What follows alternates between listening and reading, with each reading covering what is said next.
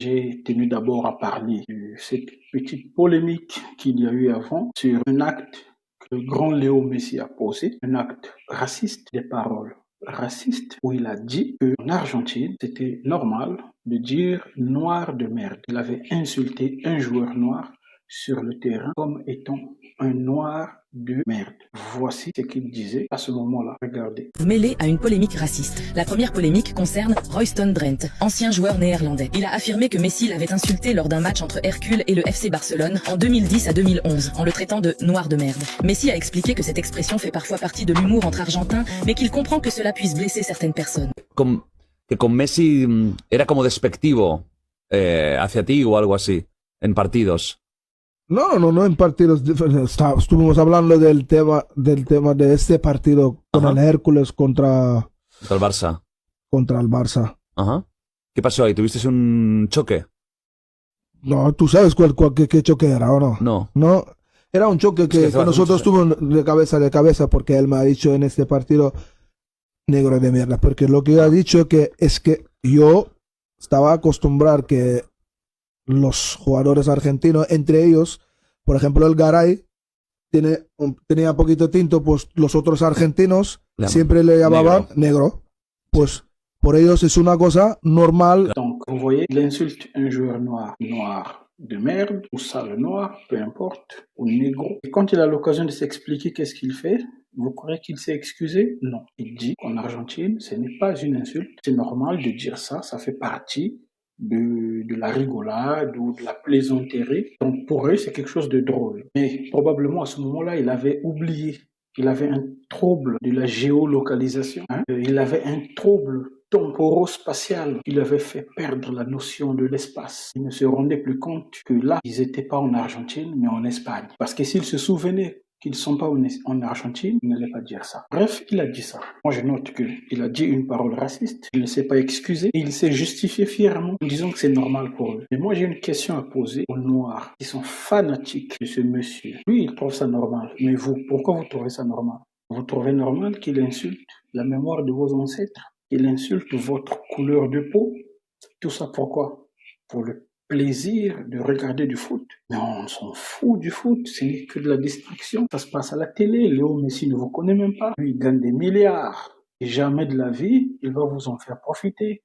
Il va jamais t'envoyer 10 euros. Il y a des choses plus importantes que le foot, à mon avis. On doit garder les pieds sur terre. On se distrait, on regarde la télé, ok, on applaudit, on félicite, mais ça doit s'arrêter là. Quand on éteint la télé, ça s'arrête là. On revient dans la vraie vie. Dans la vraie vie, il y a des valeurs. Il y a des choses plus importantes que le foot. Et moi, personnellement, je parle pour moi. Vous parlez pour vous. Pour moi, je ne peux pas apprécier, adorer, aimer ou être fan de quelqu'un qui a déjà fait preuve d'un racisme assumé, décomplexé, qui s'en excuse même pas et qui s'en justifie fièrement. Le mec, il est fier d'avoir dit ça. Et toi, en tant que noir, tu trouves ça normal. Alors, je vous vois venir, vous allez me dire, ah non, la France aussi, voilà, a pratiqué forcément des actes racistes contre les Noirs. Pareil pour peut-être l'Espagne, on peut même dire l'Allemagne, et plein d'autres pays, les États-Unis et tout ça. Et vous avez raison. Moi, je suis pas en train de dire que l'Argentine est le seul pays raciste sur cette terre. Non, parce que ces actes racistes sont passés dans le passé. Moi, je dis simplement que la différence entre certains pays de l'Amérique du Sud, comme l'Argentine, l'Uruguay, le Paraguay, c'est qu'ils pratiquent un racisme assumé, décomplexé, au temps moderne, c'est-à-dire jusqu'en 2026. C'est-à-dire ce sont des gens qui justifient les actes racistes qui se sont passés dans le passé, la traite négrière. Et en 2026, ils assument que c'est bien. La différence des autres pays où, on va dire, l'esclavage ou la traite négrière est quelque chose qui a été pratiqué dans le passé et que les peuples aujourd'hui, ils font même l'effort de condamner ça. C'est-à-dire, sociétalement parlant, on retrouve par exemple que dans l'équipe de France, il y a des Noirs. Dans l'équipe d'Allemagne, il y a des Noirs. Dans l'équipe des États-Unis, il y a des Noirs. Alors qu'on sait aussi que parfois, même jusqu'au 2026, il y a des discriminations contre les Noirs aux États-Unis. Mais de façon globale, en même temps, il y a des combats qui sont gagnés par les Noirs. La preuve, dans l'équipe nationale des États-Unis, on a vu à la Coupe du Monde, il y a des Noirs. Quand on prend même certains pays d'Amérique du Sud, au Brésil, il y a des Noirs. dans l'équipe nationale du Brésil. Colombie, il y a des Noirs. Vous voyez, Équateur, il y a des Noirs. Vous vous rappelez le défenseur de PSG, Pacho, William Pacho. Il est, je pense, de l'Équateur, si je ne me trompe pas. À propos donc des pays qui ont pourtant pratiqué aussi l'esclavage dans le passé, mais qui, dans l'ère moderne ou les temps modernes, font des efforts. On retrouve des Noirs dans leurs équipes. On peut compléter, par exemple, la Belgique, l'Italie, la Suisse, l'Allemagne, l'Angleterre, la Suède.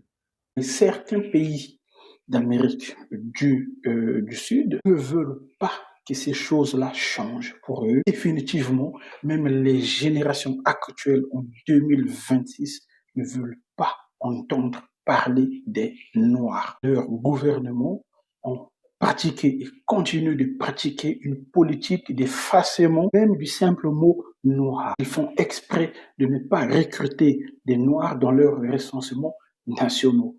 Ils ont fait exprès de supprimer toute trace des Noirs de leurs écrits et de ne plus jamais en mettre. Lorsqu'il y a eu la guerre contre l'Argentine et l'Angleterre, ils ont mis tous les Noirs au premier front. Donc, ce qui a décimé la majorité des Noirs. Lorsqu'il y a eu l'épidémie de la fièvre jaune, ils ont refusé les accès aux soins et aux hôpitaux. Aux Noirs, on les a laissés crever sans médicaments. Ils ont donné des instructions à tout le personnel médical d'injecter des maladies mortelles à tous les Noirs. Ils ont donné des instructions à tout le personnel médical de castrer les Noirs d'une manière ou d'une autre, de manière insidieuse bien sûr, sans leur consentement, à leur insu. Ils ont commencé à fabriquer des produits spécialement dédiés aux Noirs. Devinez pourquoi? Parce qu'on y met des produits qui vont bousiller la vie de ces Noirs. Soit ça va les castrer, soit ça va finir par les avec le temps. Donc, ça, c'est des pays qui continuent de pratiquer ces politiques jusqu'en 2026. Ce qui n'est pas le cas en France, en Allemagne, en Italie, aux États-Unis et tout. En France, il n'y a pas une politique de génocide contre les Noirs. En Italie, il n'y a pas une politique d'élimination de toutes sortes et de toutes traces des Noirs. En Allemagne, pareil, en Suisse, pareil et tout.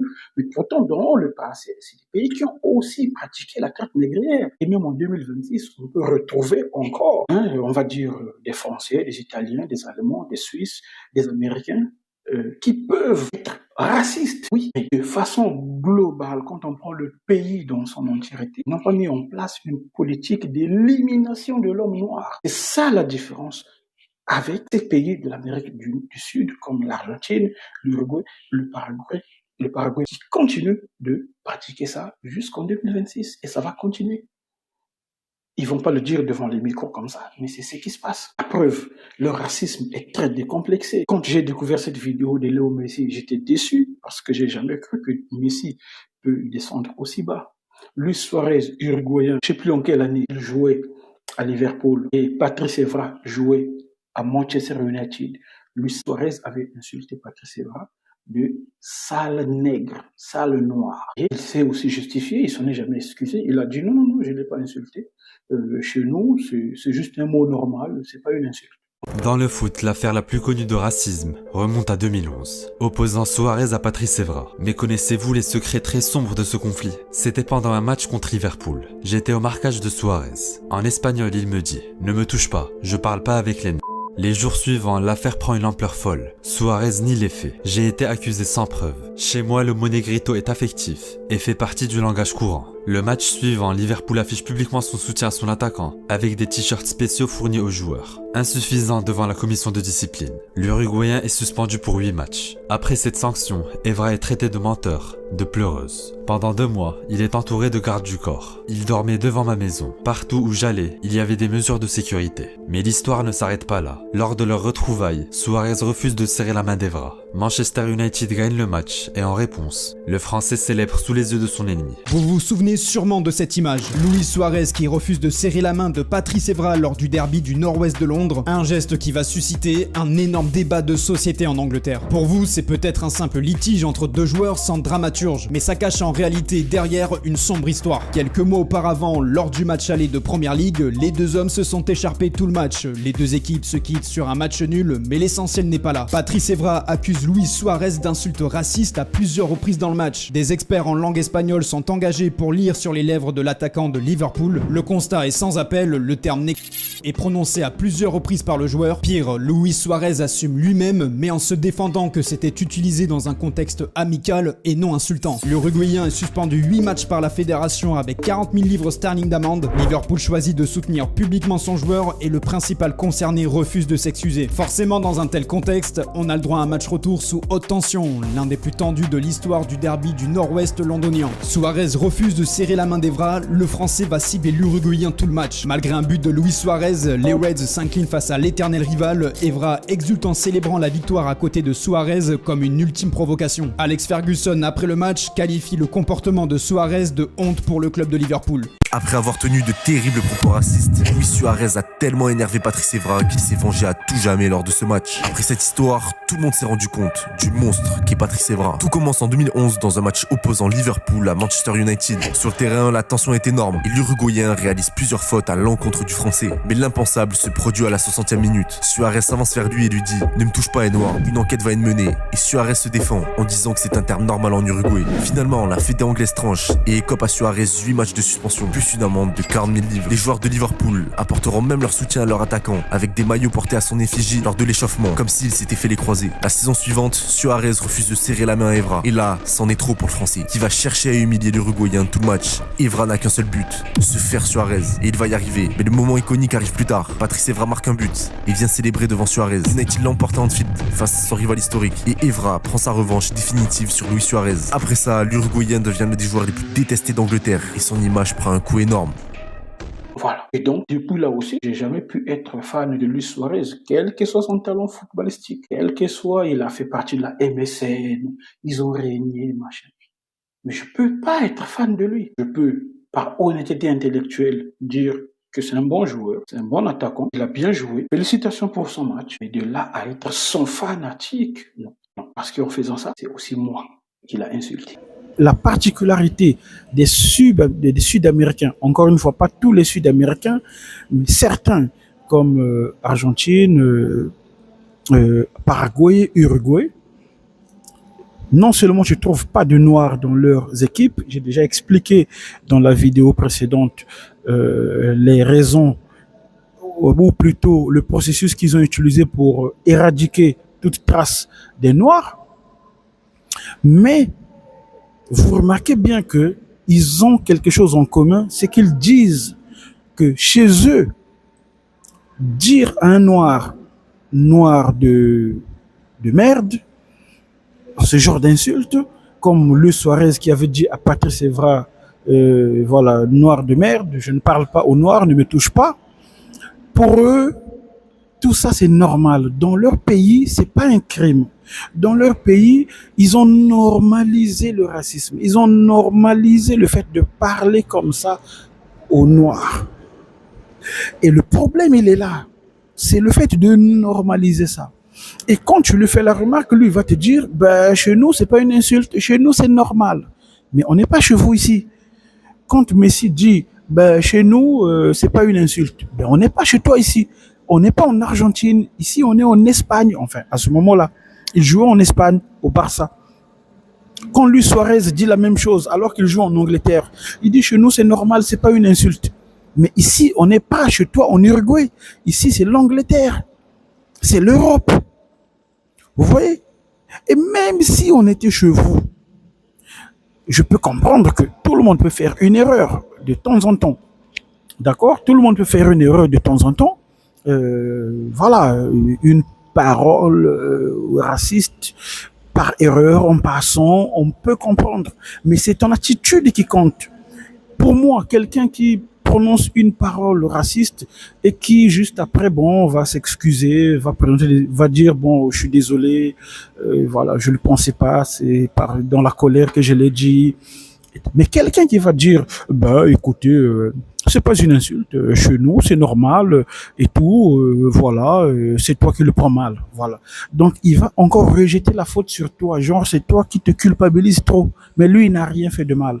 Vous voyez, le problème, il est là. C'est ça qu'on dénonce. Cette façon d'insulter les Noirs, de prononcer des paroles racistes et ensuite de condamner les gens qui vont se plaindre du racisme. Donc, c'est la nuance que je voulais encore apporter. Voilà, c'est notre histoire. C'est comme ça, les ancêtres se sont battus pour que nous, on ait le droit d'exister, pour que cette couleur ait le droit d'exister en 2026. Vous vous rendez compte, les gens sont morts pour ça. S'ils ne se sont pas sacrifiés pour ça, aujourd'hui, toi et moi, on n'existerait pas. Pourquoi? Parce que nos ancêtres auraient subi des génocides. Et donc, si tes parents ont subi un génocide avant, ben, toi et moi, on ne serait pas là. Si on est là, c'est parce que des gens se sont sacrifiés pour que cette couleur de peau-là soit acceptée et ait le droit d'exister sur cette terre. Donc, toute personne qui va insulter la mémoire de ces ancêtres-là et qui va insulter cette couleur, je n'ai pas les moyens de lui traîner en justice. Il a plus d'argent que moi, il est loin, il est atteignable, il est peut-être une star. Mais par contre, c'est mon choix à moi de l'aimer ou pas. C'est mon choix à moi d'être son fanatique ou pas. C'est mon choix à moi de l'apprécier ou pas. Ça, personne n'a le pouvoir sur ça. Ça me regarde. Voilà, c'est tout ce que je dis. Cela dit, maintenant, il faut reconnaître le talent de Léo Messi. Donc,